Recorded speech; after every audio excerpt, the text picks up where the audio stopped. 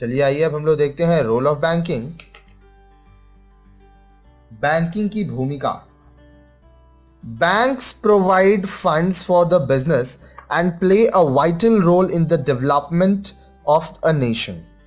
Let us know about the role of banking. व्यवसाय तथा व्यक्तियों की निजी आवश्यकताओं के लिए बैंक धन उपलब्ध कराता है। वह राष्ट्र की अर्थव्यवस्था में एक अहम भूमिका निभाता है। आइए हम बैंकिंग की भूमिका के विषय में जानकारी प्राप्त करें। It encourages saving habits amongst people and thereby makes funds available for productive use. यह जनता के बीच बचत की आदत को प्रोत्साहित करता है और इस प्रकार उत्पादन कार्यों के लिए धन उपलब्ध कराता है। It acts as intermediary between people having surplus money and those requiring money for various business activities. जिन व्यक्तियों के पास अतिरिक्त धन है और जिन लोगों को विभिन्न व्यापारिक कार्यों के लिए धन की आवश्यकता होती है, उनके बीच ये मध्यस्थ की कार्य करता है। It facilitates business transaction through receipts and payments by checks instead of currency.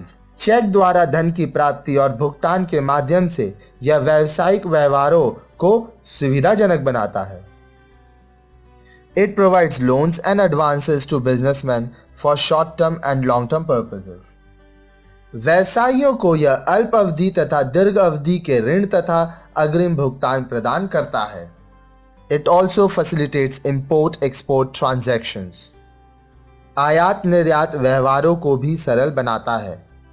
It helps in national development by providing credit to farmers, small-scale industries, and self-employed people, as well as to large business houses, which lead to balanced economic development in the country.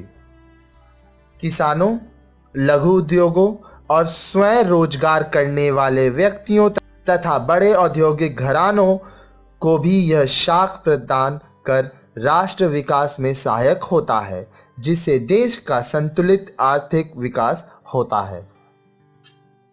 It helps in raising the standard of living of people in general by providing loans for purchase of consumer durable goods, houses, automobiles, etc.